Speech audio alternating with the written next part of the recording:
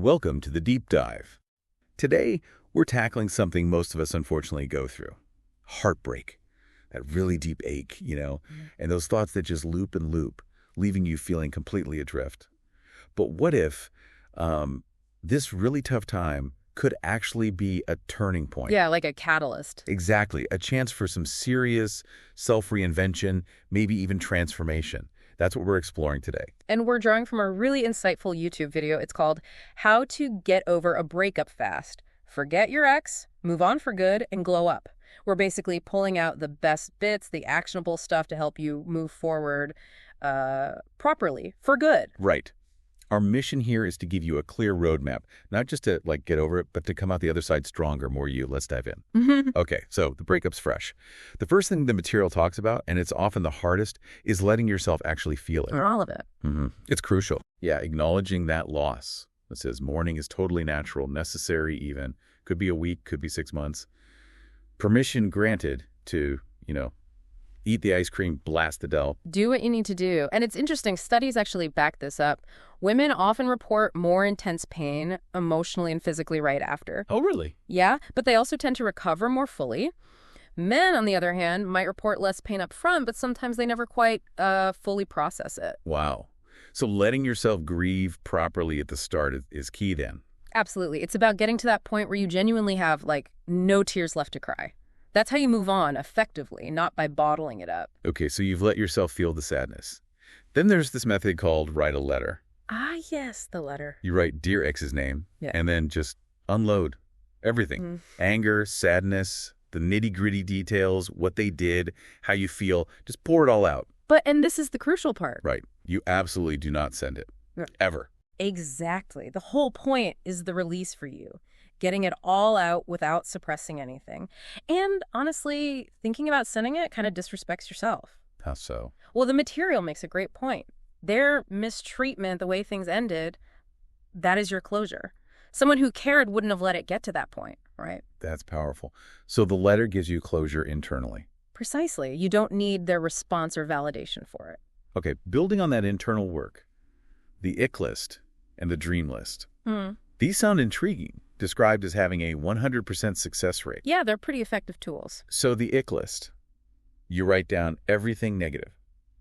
All the red flags, the fights, the ways they treated you badly, maybe even stuff like you hated their taste in music or their friends drove you nuts. Anything. The purpose is to fight that rosy nostalgia that tends to, gloss over all the bad stuff.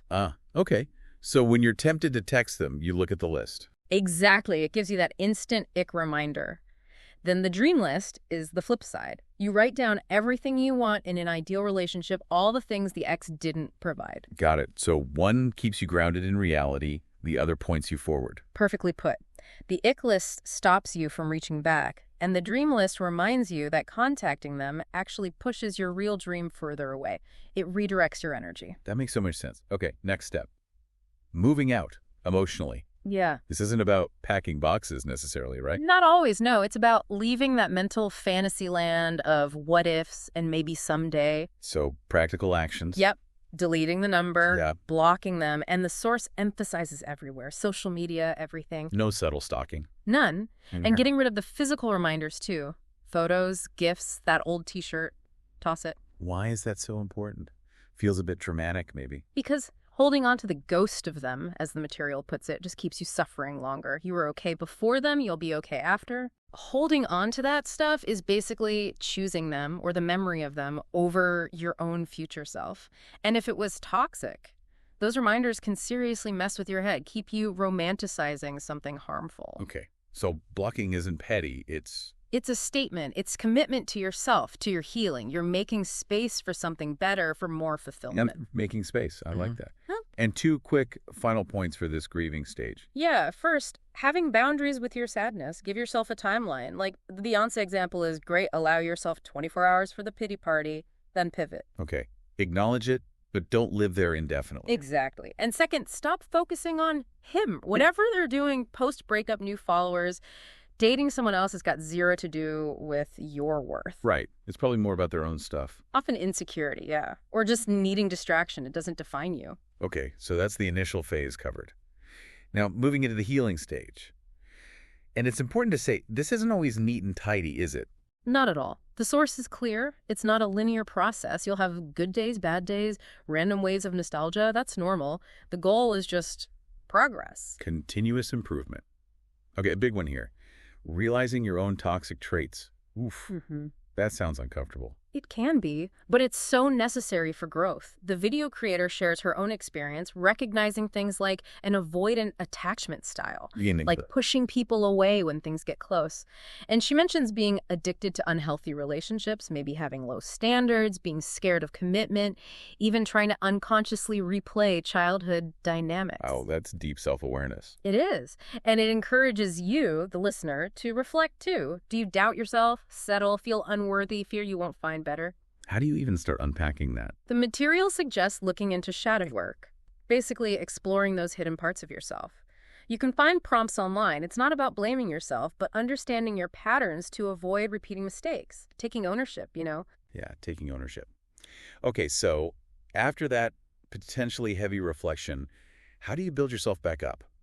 Reassure yourself. The video talks about using breakup affirmations, little reminders you tell yourself. Like what? Give us some examples. Okay, things like, somebody else's love isn't yours to lose, or a lot of people come into your life just for a season. That's a good one. Takes the pressure off forever. Exactly. And you started as strangers, you were okay before, you'll be okay after. Also, just because it didn't last forever doesn't make it less significant. Valuing the experience itself. Right. And maybe the hardest one, the memories and the experience are almost always worth the pain. Finding the value in it. And underlying all this reassurance is self-forgiveness, right? Absolutely crucial. Letting go of the should-haves and if-onlys. Forgiving yourself is part of moving on. Okay, another really interesting point. Hold yourself accountable by recognizing what you actually miss. Yeah, this is insightful. Often it's not the person you miss, especially if they treated you badly or changed a lot. So what do you miss? It might be the feeling of being loved or having a partner, the routine, the future you imagined together. Not necessarily them as they truly are now. That distinction is huge. It really is. Many people, as the source says, fall in love with the version of him I created in my head, while ignoring obvious red flags. And that's where the ick list comes back in handy. Exactly. It forces that logical judgment, brings you back down to earth about the reality of the relationship, not the fantasy. This ties into another perspective. Everything happens for a reason, which can sometimes sound cliche, but the example given is powerful. It is. The creator talks about a string of unhealthy relationships between 17 and 20. Felt totally unfair at the time. I bet. But looking back, she saw them as pivotal experiences. They forced her to learn, heal, and ultimately even helped her build her platform. So it's about trusting the process, even when it hurts. Yeah, trusting your path. Seeing difficult times not just as setbacks, but maybe as necessary steps towards something really important, your why. Okay. Let's talk about changing the environment, changing the narrative by reclaiming places. This is about taking back locations that held significance in the relationship. The goal is literally to go laugh in the places you once cried. So revisit the coffee shop, the park, whatever it was. Yeah, but create new positive memories there. Go with friends, do something fun. The aim is to eventually go there and just feel neutral, no sting. Detaching the emotion from the place. Exactly. It's a psychological win. You're rewriting the association. And this leads nicely into creating a new routine. This sounds key to shedding that old identity. Totally. It's about consciously deciding you're no longer just X's name's X. You're leveling up. How? What does that look like? Changing things up. Your environment, if possible, your habits, definitely, maybe even your look. Anything that helps you feel less like the old you that was tied to them, it's an active choice to evolve. And there's this deep sense of pride that comes with that growth. You look back and think, wow, my ex doesn't even know me anymore because you've genuinely changed. That's empowering. Okay, so with this new routine, new self emerging, where does the focus go? Towards what is your purpose mission beyond romance? The material really stresses this. Finding a soulmate should not be your top priority right now. Why not? Because there's so much happiness and fulfillment to be found elsewhere first. The source talks about shifting her own focus from impressing guys to becoming financially independent, hitting goals, making her younger self proud. Finding purpose within. Yes. When you pour energy into your passions, your work, your hobbies, honestly, you just don't have the time or inclination to sit around feeling sorry for yourself or repairing your life to others. That makes sense. Fill your life up. And that brings us to the glow up. The glow up. But disclaimer. It has to be for you. Yeah. Right. Not for revenge. Absolutely critical. It's not about making the ex jealous. It's about outdoing who you were yesterday. Purely intrinsic motivation. And it can involve tangible things too, like upgrading your lifestyle. Yeah. The source mentions things like, maybe treating yourself to quality items like nice clothes or skincare, things that make you feel good and invested in yourself. Self-care is part of the glow up. Well, it's internal and external. Yes. The idea is to almost script out your ideal self, the dream woman version of you. What are her habits, hobbies, career? How does she think, act? Who does she hang out with?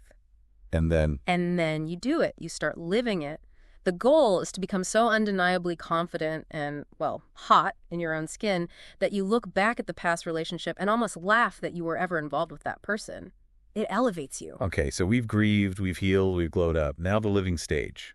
How do we make this sustainable? How do we live so that future heartbreak, if it comes, doesn't completely derail us? Right. You'll still feel it, you'll grieve, but the aim is you won't lose yourself in it again. First piece of advice here.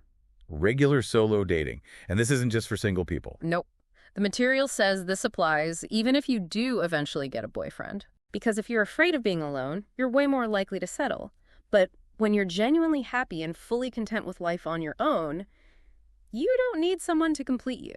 So you choose partners from a place of want, not need. Exactly. And your standards naturally go way up. You know you'll be fine alone, so you won't tolerate red flags or bad treatment. It gives you the power to walk away. Okay, solo dates. Got it. Next, live detached. What does that mean in practice? It's about releasing the need to control outcomes, especially in relationships. Not getting overly attached to a specific future, like assuming marriage is the only goal from date one. So managing expectations. Pretty much. Expectations are often the root of suffering. Detachment lets you focus your energy on what you can control. Which is? Your own life, your own endeavors, your goals, your career, your happiness, your friends, your family relationships. Being present, basically. Finding joy now, not just pinning hopes on a future outcome with someone else. What about those inevitable moments when memories resurface? Flashbacks. Feeling a pang of sadness months later. Yeah, that happens. The advice is don't beat yourself up for having flashbacks. They're normal. And remember, your love is never wasted, even if the relationship ended. And use those moments for something constructive. Yes. Use them as a chance to practice forgiveness, forgiving the other person. Why is forgiveness so important here? Because holding on to grudges, resentment, it poisons you. It can sabotage future connections, create trust issues. The source says when you forgive them, only then can you fully let go and move on. It's for your own freedom. Makes sense. And we keep coming back to this, focusing on your career or your hobbies. It's that driving mission again, having something that gives you purpose completely separate from your relationship status. Keeps you grounded in your own life. Exactly. It's about internal drive, not needing external validation from a partner to feel worthy or fulfilled.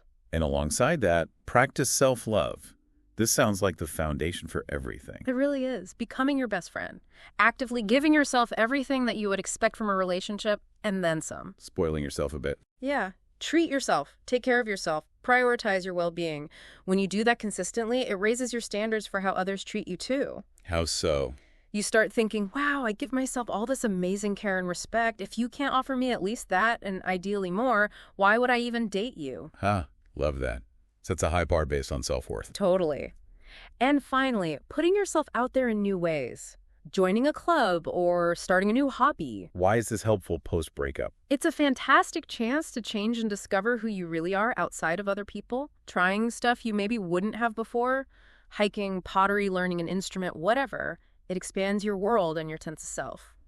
So wrapping this all up, we've walked through grieving, really feeling the pain, but using tools like the unsent letter in those lists. Then the healing phase, doing that deeper work, self-reflection, affirmations, finding purpose, the glow up. And finally, the living stage, integrating it all. Yeah. Solo dates, detachment, forgiveness, ongoing self-love, and pursuing your passions. It's a whole journey. And as this deep dive shows, it really isn't just about forgetting an ex. It's about finding incredible strength within yourself, building resilience, and realizing your fulfillment doesn't depend on someone else. Absolutely. It's about becoming more fully you.